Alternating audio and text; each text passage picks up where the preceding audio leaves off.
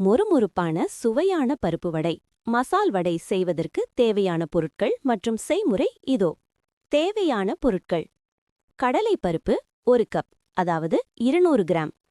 பெரிய வெங்காயம் 2, பொடியாக நறுக்கியது. பச்சை மிளகாய் 2 அல்லது 3, காரத்திற்கு ஏற்ப. இஞ்சி ஒரு சிறிய துண்டு, பொடியாக நறுக்கியது அல்லது துருவியது. பூண்டு 4 பல், தோலுடன் தட்டியது, நல்ல மணம் தரும். சோம்பு 1 டீஸ்பூன். கருவேப்பிள்ளை 1 கொத்து, நறுக்கியது. மல்லித்தழை சிறிதளவு. பெருங்காயத்தூள் 1 சிட்டிகை. உப்பு தேவையான அளவு. எண்ணெய் பொரிப்பதற்கு தேவையான அளவு.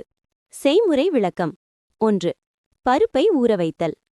கடலை பருப்பை நன்றாக கழுவி சுமார் 2 மணி நேரம் தண்ணீரில் ஊற வைக்கவும். பருப்பு நன்றாக ஊறியிருந்தால்தான் வடை மொறுமொறுப்பாக வரும். 2. அரைத்தல். ஊறிய பருப்பிலிருந்து தண்ணீரை முற்றிலும் வடித்துவிடவும். தண்ணீர் இருக்கக்கூடாது. அரைப்பதற்கு முன் 2 டேபிள் ஸ்பூன் பருப்பை தனியாக எடுத்து வைத்துக் கொள்ளவும். மீதமுள்ள பருப்புடன் சோம்பு சேர்த்து மிக்சியில் போட்டு கொரகொரப்பாக அரைக்கவும். நைஸாக அரைக்க வேண்டாம். 3. மாவு தயார் செய்தல்.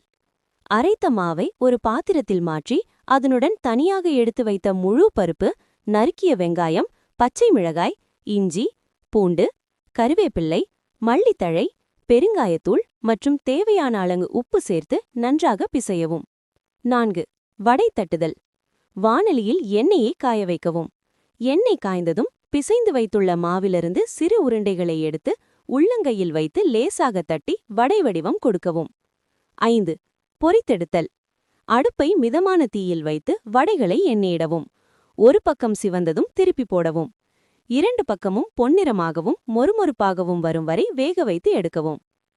சிறந்த சுவைக்கான குறிப்புகள்: தண்ணீர். பருப்பு அரைக்கும்போது தண்ணீர் சேர்க்கவே கூடாது. வெங்காயத்தில் உள்ள ஈரப்பதமே போதுமானது. பூண்டு. பூண்டை தோலுடன் தட்டி போடுவது கூடுதல் வாசனை தரும். மொறுமொறுப்பு. வடை மாவு பிசைந்தவுடன் உடனே சுட வேண்டும். அதிக நேரம் வைத்தால் வெங்காயம் நீர்விட்டு மாவு தளர்ந்துவிடும்.